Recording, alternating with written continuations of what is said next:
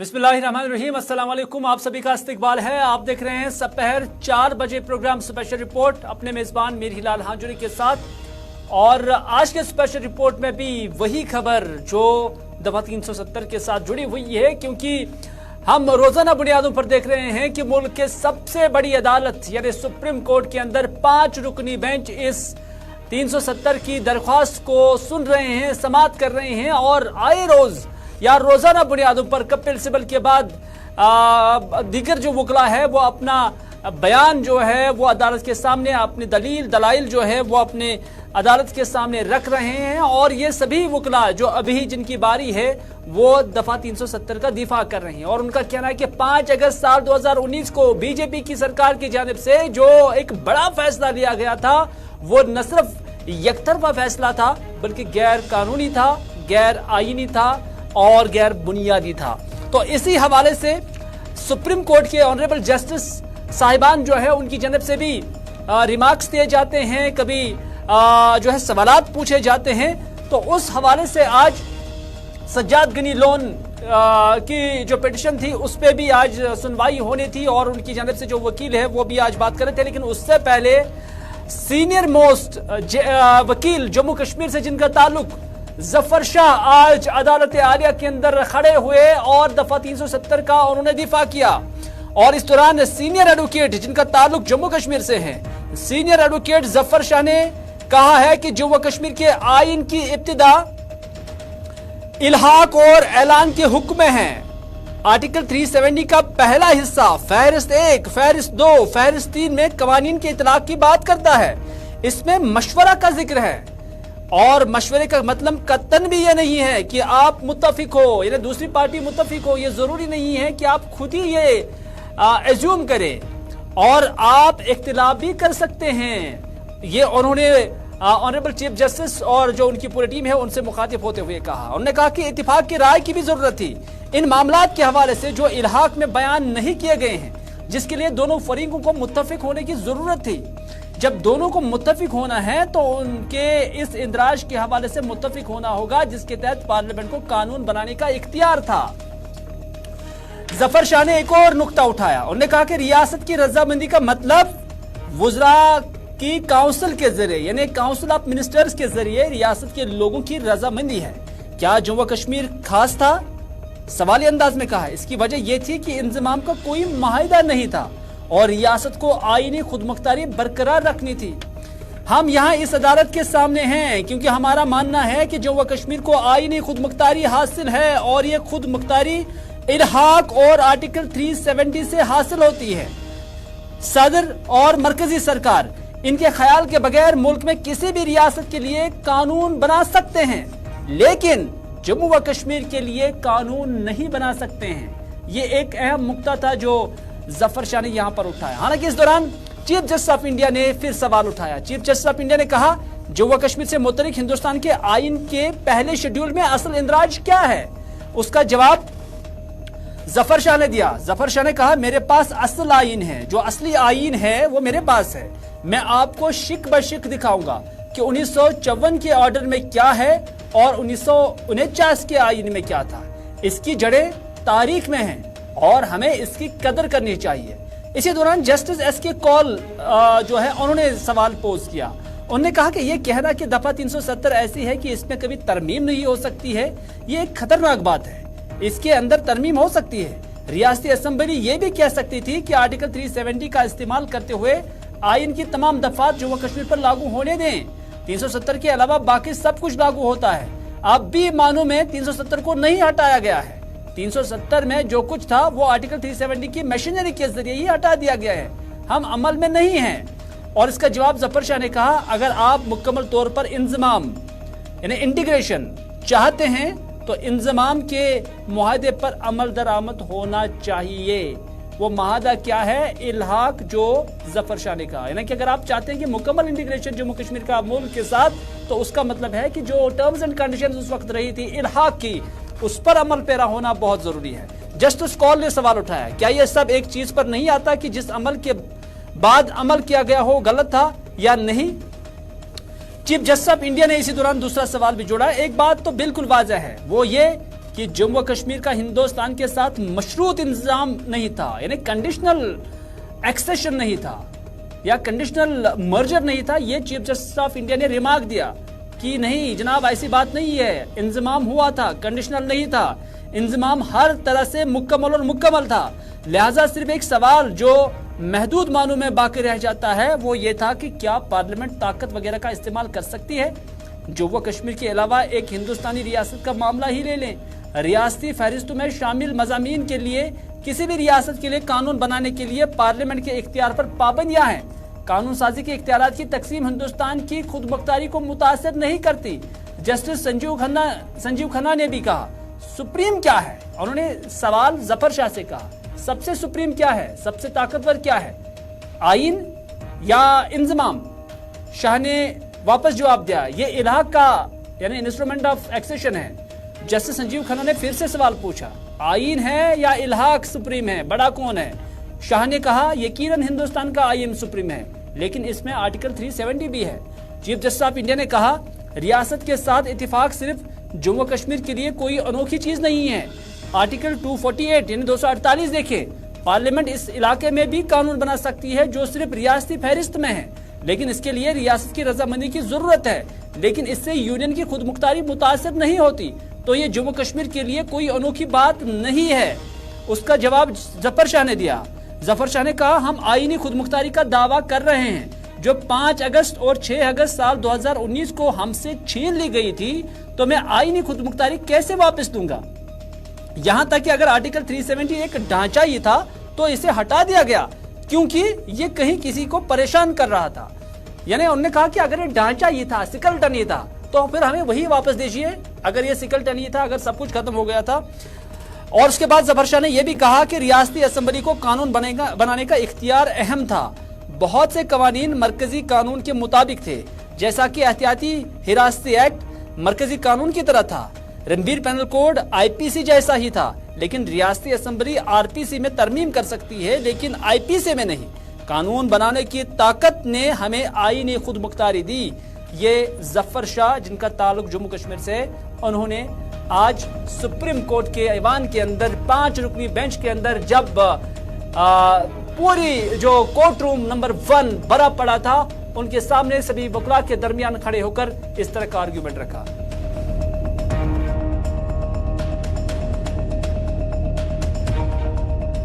Sovereignty, as I said, it does, but at the same time, the sovereignty is exercised by it from time to time by agreeing to all constitutional orders passed, 54 in number, how those constitutional orders were passed, how they are passed, and what is the effect of those is also an issue. Then also, what is it that we are claiming? We are only claiming constitutional autonomy, which has been taken away from us on 5th of August and 6th of August. Now, how do we get that constitutional autonomy back? Is by demonstrating to the court that what is that I had. If I had nothing, then what am I fighting for? It will be an unrealistic litigation, unworkable litigation. It will have no result at the end. Second would be I still had the constitutional autonomy, maybe little, maybe whatever it may be, as Honorable Justice observed, you are talking of a skeleton. Maybe it was a skeleton, but somebody still felt that skeleton was disturbing him, therefore he got rid of it. If it was a skeleton, leave it as it is. The way we were living prior to 4th of August 2019, then the things remain as they are. But then the thought of removing the skeleton, somebody must have thought somewhere that this skeleton must also go. But I am not on the question of this skeleton. I still had the power. Now let's see what was in the Constitution, what was the constitutional application order, in particular 1954. Why? Because it is that order which is amended from time to time. And then what was sought to be protected. Can I say something more, Millers? We are protecting, let's say, the individuals who live in the state of Jammu and Kashmir as permanent residents. Now that is protected under the Constitution as applied to us. I'm just saying that is protected. That was protected earlier also in terms of the notification of 1927. And interestingly, at that point of time, agitation was raised by a community, my lords. Unfortunately, they left us. Riyasat gets changed into governor by an amendment not carried out in the explanation, but carried out in the Constitution of Jammu and Kashmir, 6th Amendment Act. What I am saying is, this expression on the aid and advice of the Council of Ministers, I pause here. When we are using the word government of the state, the Article 370 and its explanation defines as to what is meant by government of the state. A government of the state can exist without council of the ministers in the normal parlance language. We say this is the government of the state. There may be a council of ministers or not. But what 370 envisages is a government of the state which is aided and advised by the council of ministers. Not simply sit a government of state. The government of state is there always. Emergency, no emergency, president's rule, no president's rule. The government of the state is always there. But a distinction is made in Article 370. It is that government of the state which has the benefit of the aid and advice of the Council of Ministers. And I consider this to be the extremely important part of the power to be exercised by the governor as the head of the state in making any kind of recommendation to the president.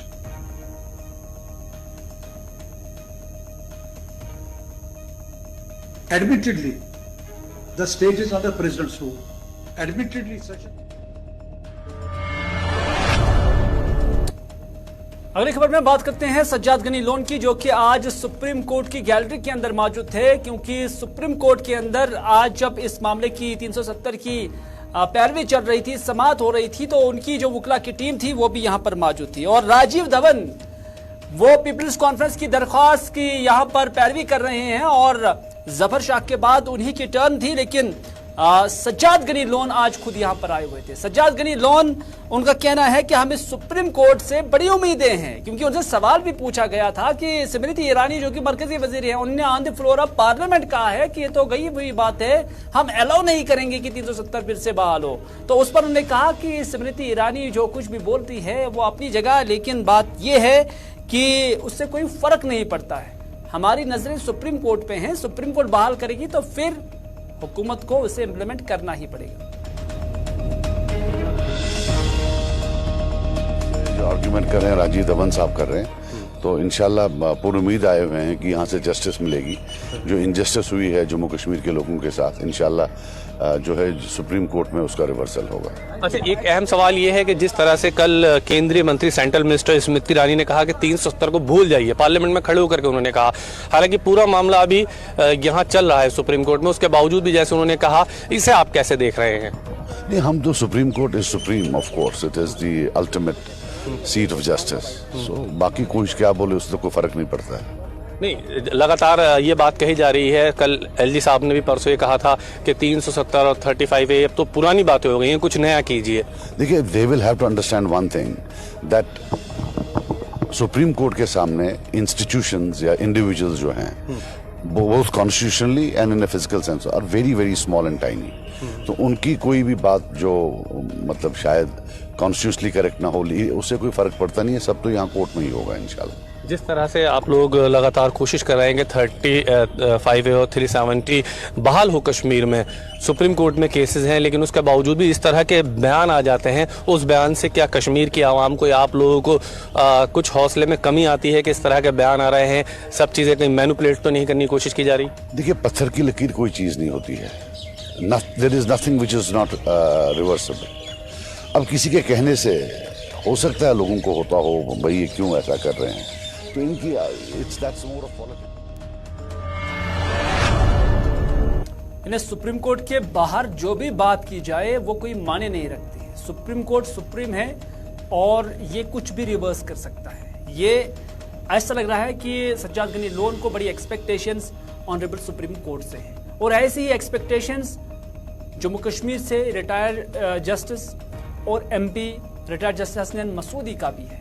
Hasnain Masoodi से ताबिश कमाल हमारे नुमाइंदे ने सवाल पूछा कि स्मृति ईरानी कहती है कि जम्मू कश्मीर के लोग बोल जाइए, न सिर्फ ये बल्कि लेफ्टिनेंट गवर्नर साहब भी अब कहते हैं कि 370 को आप बोल जाए।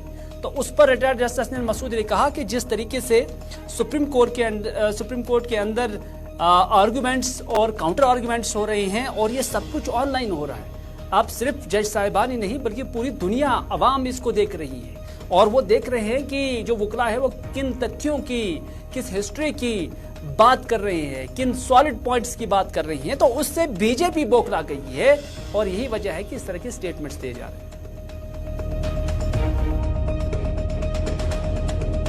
आप जैसे जानते हैं कि सारा ऑनलाइन है, लोग देख रहे हैं कि क्या कहा जा रहा है, क्या मारूजात हैं, क्या बहस हो रही है, उसका सवाल क्या पूछे जा रहे हैं और जवाब क्या दिए जा रहे हैं। तो इससे बुखलाहट सी आ गई है इनकी जो हिज़्ब इक़्तिदार है। तो उन्होंने ऐसा माहौल एक पैदा हुआ, ऐसी उम्मीदें जग गई है लोगों में, ऐसी तवक़ात हैं कि जो इन्होंने अपने कुछ कायदीन को उतारा था मायूसी की खेती करने के लिए, ये तासुर देने के लिए, लोगों को कहने के लिए कुछ होने वाला नहीं, जो गया वो तो गया, तो वो भी आज जम्मू कश्मीर में इस पर नज़र रखे हुए हैं और तारीफ़ें कर रहे हैं।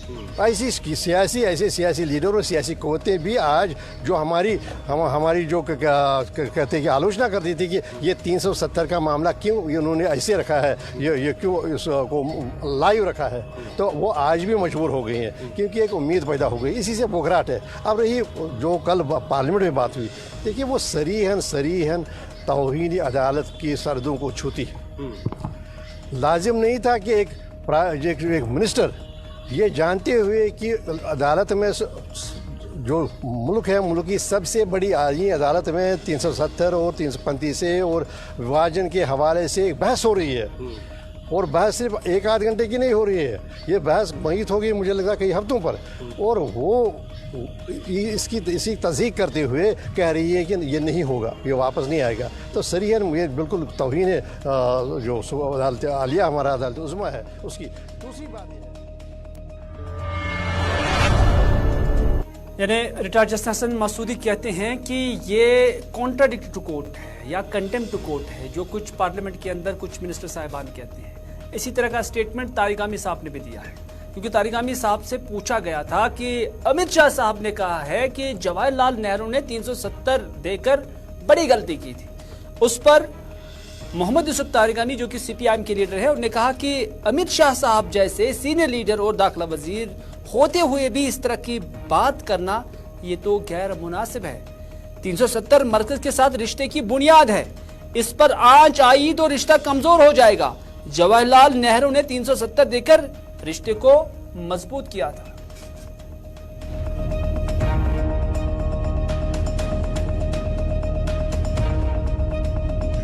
डिबेट हो रहा था पार्लियामेंट में और उस बीच अमित शाह जो होम मिनिस्टर है देश के, उन्होंने कहा कि आर्टिकल 370 जो था वो पंडित जवाहरलाल नेहरू की गलती थी। कैसे देखते आप इस बयान को? बेहतर होगा अगर आप भी वो कॉन्स्टिट्यूएंट असेंबली के डिबेट्स का मुताला कर लें और फिर यहाँ जो कॉन्स्टिट्यूएंट असेंबली बनी जिसने तवसीक की, एक्सेशन की और इसके साथ 370 के बारे में भी चर्चा हुई, उस असेंबली में भी हमारी नज़र में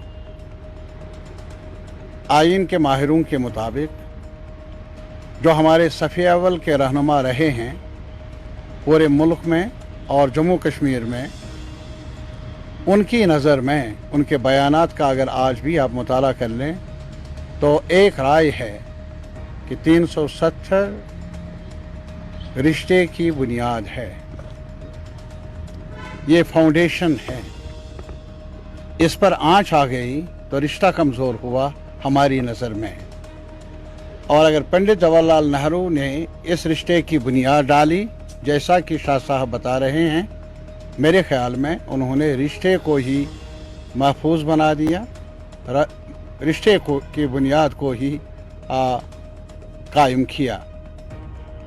और ये जो बयान उन्होंने दिया, मेरी बेटा नालायक हो तो धन को खतरा है और नेता नालायक हो तो वतन को खतरा है। ये हम नहीं कहते हैं, बल्कि ये सुनील डिम्पल कहते हैं, जिनका ताल्लुक जम्मू से है।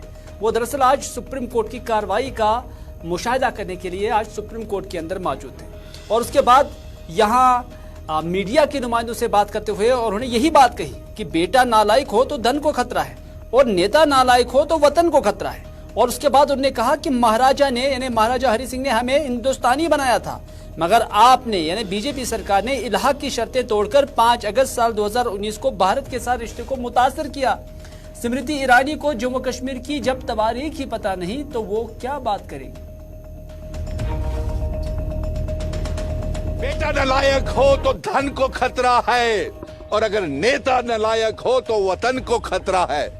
हमारी डोगरा रियासत है, हमारे महाराजा जी ने हमें भारतीय बनाया था, हमें गर्व है हिंदुस्तानी होने का, लेकिन आपने इल्हाक की शर्तें तोड़ करके 5 अगस्त 2019 को जम्मू कश्मीर का इल्हाक भारत के साथ भारतीय जनता पार्टी ने तोड़ा। उसके बावजूद भी हम भारतीय हैं और अफसोस की बात है जिस स्मृति ईरानी जी का आपने नाम जिक्र किया, हम ये जानना चाहते क्या आपको इतिहास जम्मू कश्मीर का मालूम है?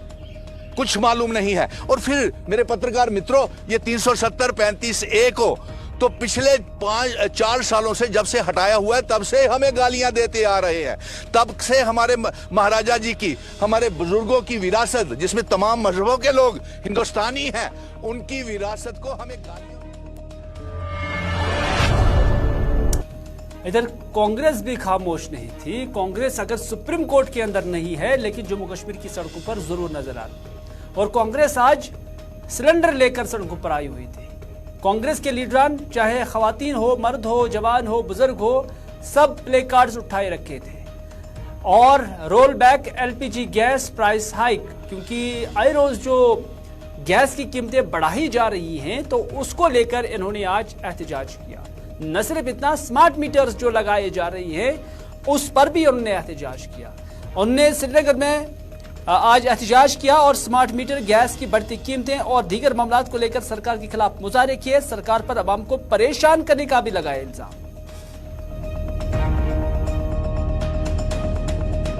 पूरे मुल्क को पता है कि बेरोजगारी कितनी है, महंगाई आसमान छू रही है, ऊपर से स्मार्ट मीटर लगा रहे हैं, कोई गरीबों की पुरस्ता नजर नहीं आ रही। और ये सरकार जिस तरीके से बनी है, इन्होंने जब इलेक्शन में वादा किया था गरीबों पर हम तरक्की लाएंगे, बेरोजगारों को रोजगार देंगे, ये सब झूठ साबित हुआ। और जब यही सरकार, जब ये अपोजिशन में थे, पार्लियामेंट के बाहर कितना ये धरना करते थे इसी गैस सिलेंडर को लेकर, जब डॉक्टर मनमोहन सिंह जी ने 50 रुपए गैस सिलेंडर में इजाफा किया था जो मुल्क की सालमियत के लिए था। आज इन्होंने 600 नहीं।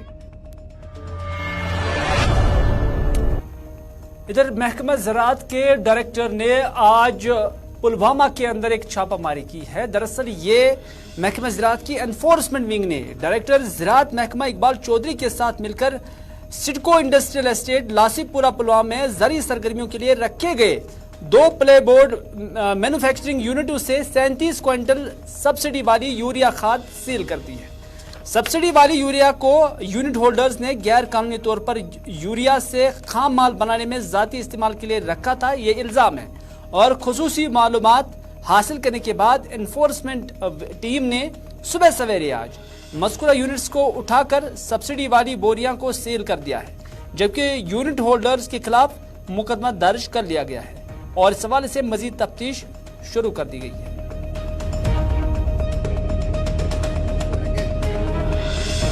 डिपार्टमेंट ऑफ एग्रीकल्चर कश्मीर ने एक इंटरनल विजिलेंस स्क्वाड क्रिएट किया था, क्योंकि मेरे पास बहुत सारे पिछले 2 साल से कुछ इनपुट्स आ रहे थे कि कुछ लोग जो हैं ये इस बिजनेस में शामिल हैं कि जो गवर्नमेंट ऑफ इंडिया की तरफ से किसानों को सब्सिडी पर खाद मिलता है, नीम कोटेड यूरिया, जो कि हमारी एग्रीकल्चर क्रॉप्स या हार्टिकल्चर क्रॉप्स में जिसका इस्तेमाल होता है, लेकिन कुछ वो लोग जो ब्लैक मार्केटिंग में लगे हुए हैं, चाहे वो कंपनीज के होलसेल लाइसेंस होल्डर्स हों या रिटेलर्स हों और इंडस्ट्रीज़ के मालिक, जो कि आम किसान जो 7.5 lakh farm operating families Kashmir की हैं, जो उनके साथ खिलवाड़ कर रहे हैं, आज से तकरीबन 2 महीने पहले भी सेम लसीपुरा में एक वैसा वाक़या आया कि मेरे पास एक स्पेसिफिक इनपुट के लिहाज से मैं आया और हमने यहाँ से भारी मिकदार में यूरिया को पकड़ा। और मैं आज ही जिन रिटेलर से, जिन होलसेलर से ये खाद आया है उसका लाइसेंस भी कैंसिल करूंगा और गवर्नमेंट को लिखूंगा और गवर्नमेंट ऑफ इंडिया को भी लिखूंगा और इंडस्ट्री डिपार्टमेंट के साथ भी टेकअप करूंगा कि अगर उनको इंडस्ट्री चलानी है वो चलाएं, हम उनके साथ हैं, लेकिन किसान का गला नहीं। नाज़रीन, आज की स्पेशल रिपोर्ट में बस इतना ही। अपने मेजबान मेरीलाल हांजुरी को दीजिए इजाजत, इस वादे के साथ कि अगर जिंदगी रही तो आपसे फिर होगी मुलाकात। तब तक के लिए खुदा हाफिज, फिया अमानिल्लाह।